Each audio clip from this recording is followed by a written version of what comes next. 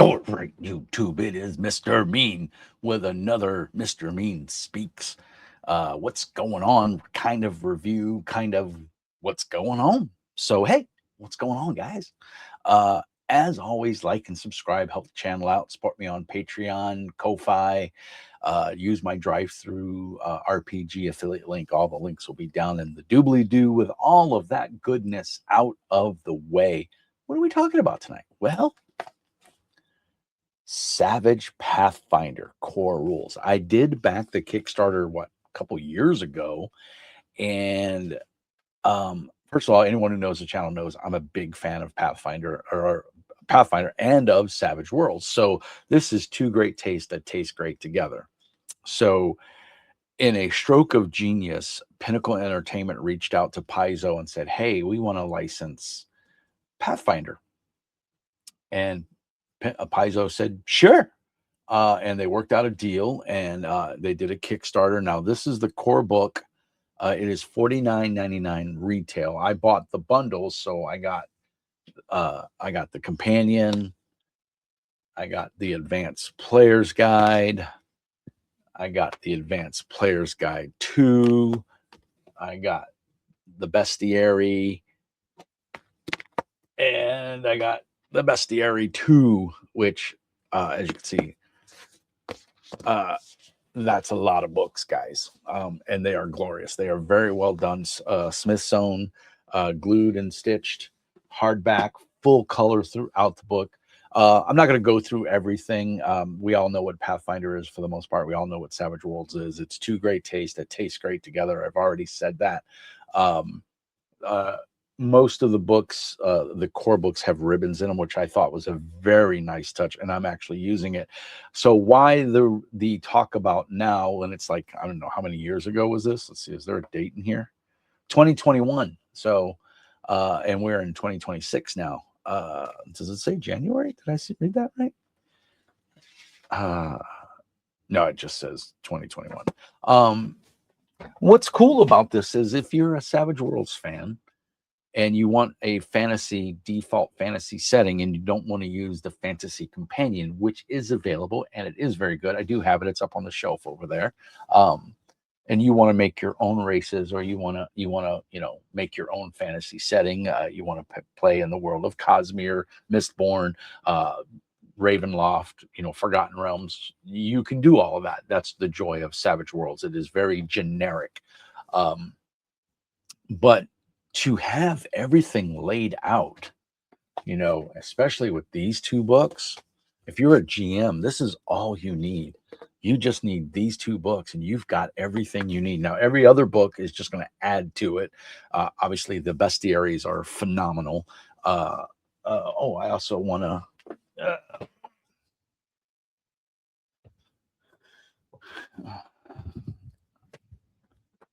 I also picked up, I do have the GM screen. It's just, I printed the PDF because when I backed this as a Kickstarter, I got everything in PDF as well. So I have all the PDF copies, but I did just purchase all of the monster cards. So everything that's in the bestiaries is in these cards with all the stats on the back. Now they're shrink wrapped right now because excuse me, I got hiccups. I apologize. I'm getting ready to run Hollow's Last Hope, which is the starting adventure that comes in the GM screen, which came in the box. I did get the box set, and you can see the box set is right behind me. It's right there. And it came with a bunch of bennies. I think it came with 40 bennies.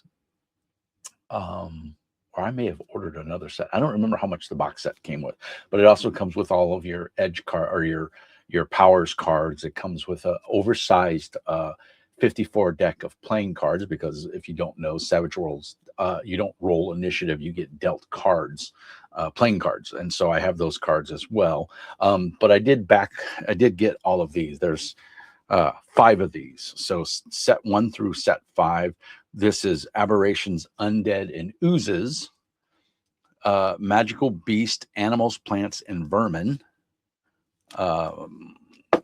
Keep these in order. Set 3 is Humanoids, Constructs, and Fae. Set 4 is Dragons and Monstrous Humanoids. And then the last set, 5, is Outsiders, and it's a chunky one. So these run, on average, the thinner ones run about $14.99, and then the big chunky boys, you can see it's a little bit thicker there. These run 25 bucks. Yeah, 24.99. So a little bit on the steep side, but not cheaper than um, cheaper than the Pathfinder bestiary cards, which are oversized. And while they are nice, they are expensive. I think it was $80 for the box set for the first one, or 70. I think it was $70 for the Bestiary 1, and then Bestiary 2 was $79.99. So yeah. I've kind of stopped I didn't kind of, I did stop my Pathfinder subscription. I think 80 to $90 for a hardback book that's under 200 pages or 200 and something pages is just way too much for the hobby. I don't think that's a fair price. I want writers to get paid. But I just don't think, and if Castles and Crusades, the Troll Lords games, can still put out a 300-page rule book and charge you $50 for it, why can't Paizo, who has infinitely more resources than the Troll Lords do? So I just think it's the market can't bear that, and I think Paizo is going to hurt from it, and it is what it is. But I stopped my subscription. I'm not paying $80 for an RPG book. I mean, I squawked when I paid $100 for a college textbook, and that's on the cheap side. So this is ridiculous for an RPG book, but that's an argument for a different time. One of the things I do like about Pinnacle is their prices are reasonable. I mean, this is $50. It is hardback. It's a glossy, I forgot what they call that when parts of the cover are shiny. It's very well laid out. I haven't found any typos. I've been pouring through this. The art is phenomenal. It's glossy, thick paper. It's not going to tear on you. You can use those little tabs. You can use those tabs in here, and it's not going to tear the paper apart. It's not going to rip the paper. I found that out the hard way with my Paizo books. I tried to put some tabs in my core rule book and wind up ripping some of the pages. Obviously, it depends on the tab you use, but for the most part, you got the ribbons here. I now make it an effort whenever I go to a bookstore. Most paperback bookstores, your mom and pop bookstores, will have bookmarks of some kind. Comic book stores will have bookmarks, and so I make it a habit to grab 2 or 3 every time. So I have a stack of bookmarks that I use whenever I'm perusing books and going through to get ideas. But what prompted this video is I'm so impressed with the quality of all of this. I mean, every single book is laid out really well. The bestiaries, and not to say that Paizo's books were not laid out very well. Paizo's books were very good as well, but these are up if you have the Paizo books and you want, maybe you're tired of the crunchiness of Pathfinder, and that's where I'm at. First of all, the price of their books is ridiculous for me. Also, the crunchiness of Pathfinder 2nd edition. My players got up to 8th level, and I was having to throw bigger and badder monsters at them all the time, and it was just an exercise in futility. The players are basically godlike. They have a shit ton of hit points. Then they have hero points. It's a good system. Don't get me wrong. I'm not bashing the system, but it's a lot of math. It's, we used to joke and call it Mathfinder, right? For Pathfinder 1st edition. And a key point of reference here, this is based on Pathfinder 1st edition, not 2nd edition. So, so if you have all of your old Pathfinder adventures for 1st edition, I have a crap ton on PDF.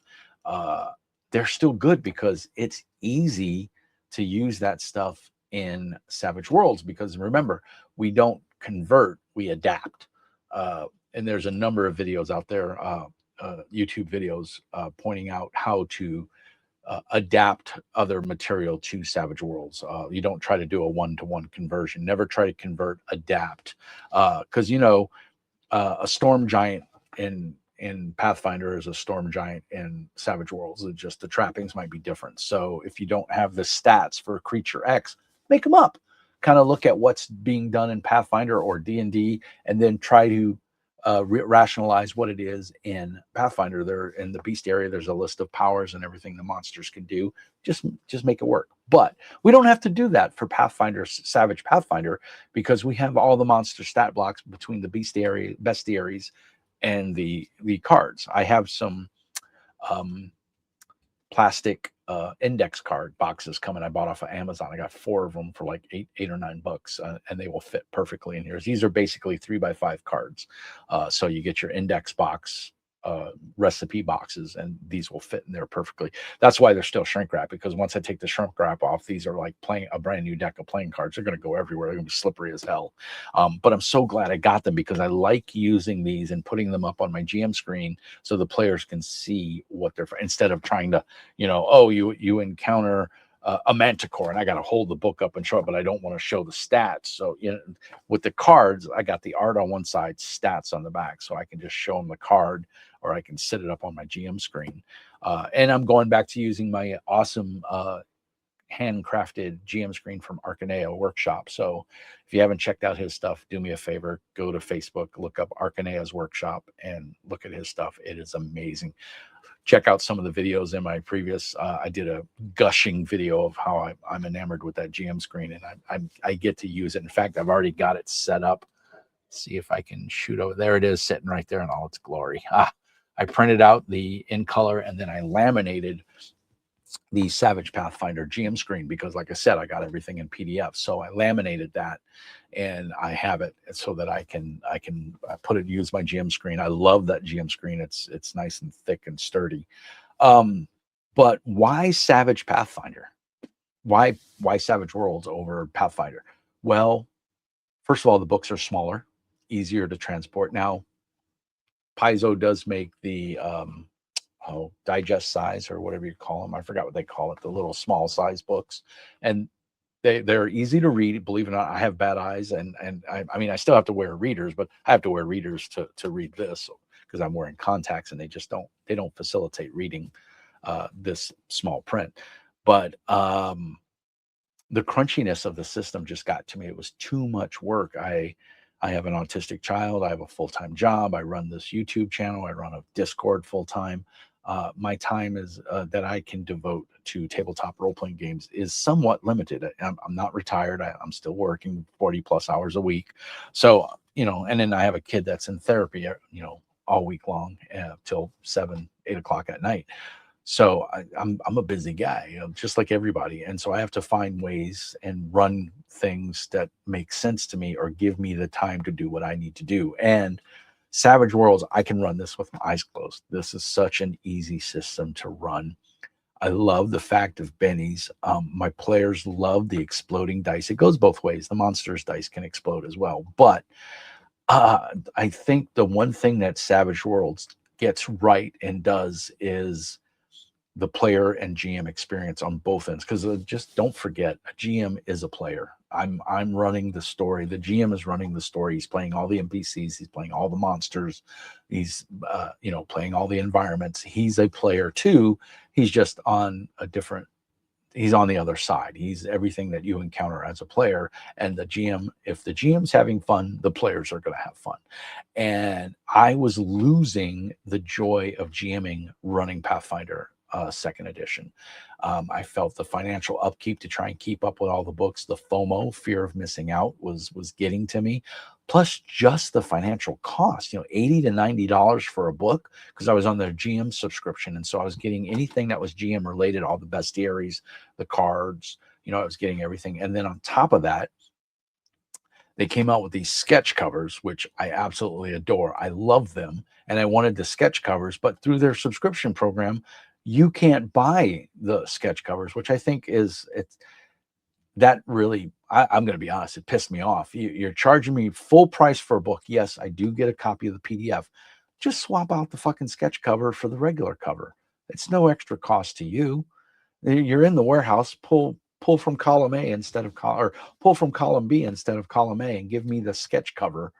It's the same price. You don't charge more for the sketch cover. So make it available as a subscription. I called them. I even talked to somebody physically, and they were like, nope, we can't do that. And I'm like, really? You're missing out. And they were like, well, they didn't care. And that's the part that really bothered me, is Paizo, 3 years ago was a company that cared. If you called them up and you said, "Hey, my book got damaged in shipping," they'd send you a new book, and they didn't even blink. One of my books got damaged. I called them up, and they basically said, "Oh well, you can buy a new book." And basically, we're not covering, due to our new policies, we're not covering damaged books through shipping unless it's our fault in packaging. And I will admit their books are packaged very well, but I know full well that they have insurance on their shipping. Everybody, I mean, I sell stuff on eBay and I have insurance on my stuff. So if it gets damaged, I can file a claim. Is it a pain in the ass to file a claim with the post office? Yes. Or FedEx or UPS? Yes. It's a total pain in the ass. But you know what?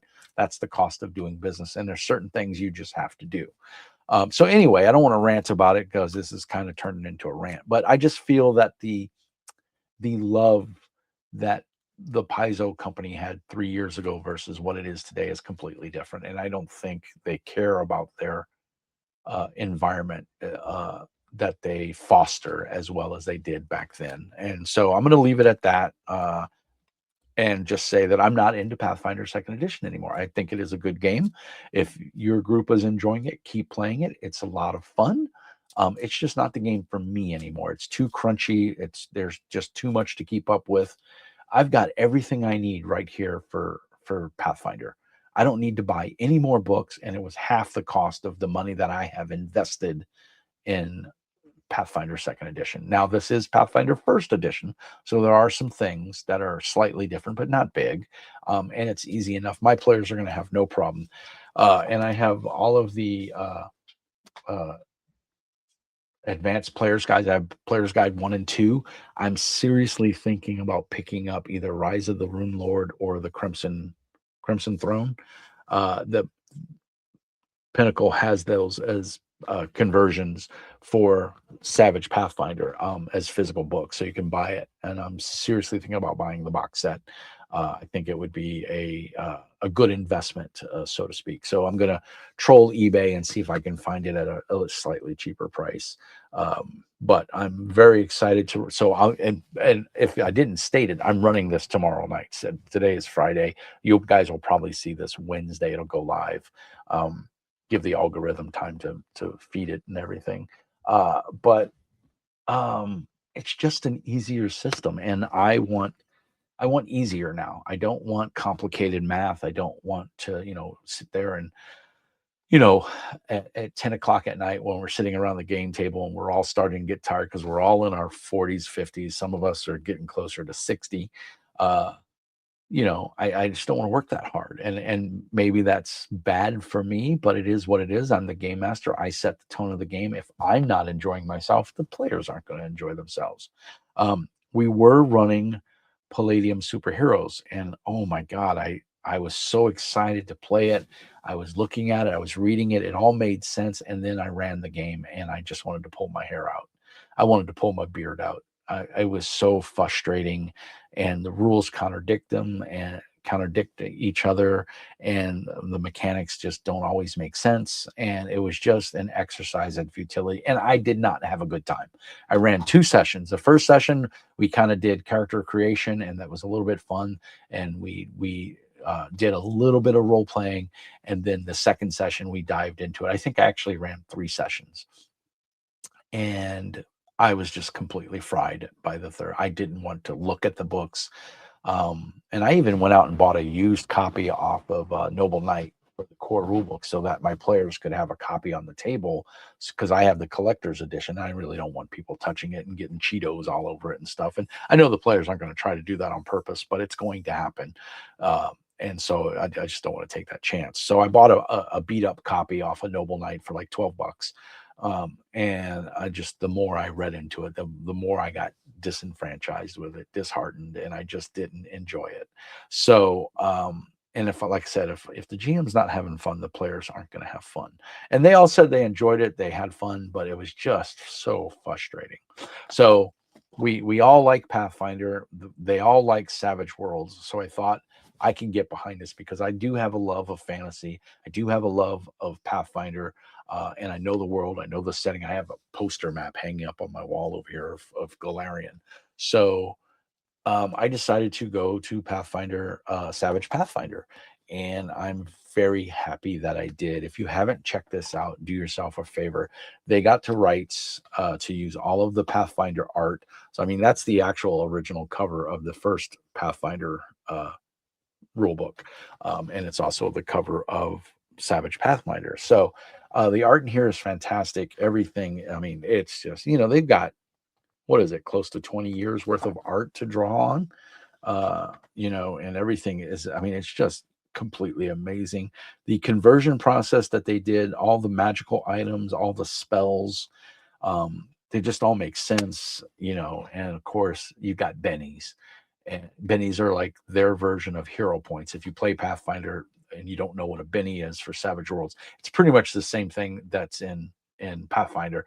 Bennies are player agency that allow them to modify the story. They can re-roll damage dice. They can re-roll, dice rolls if they try to do something. They can remove fatigue or stress by spending bennies.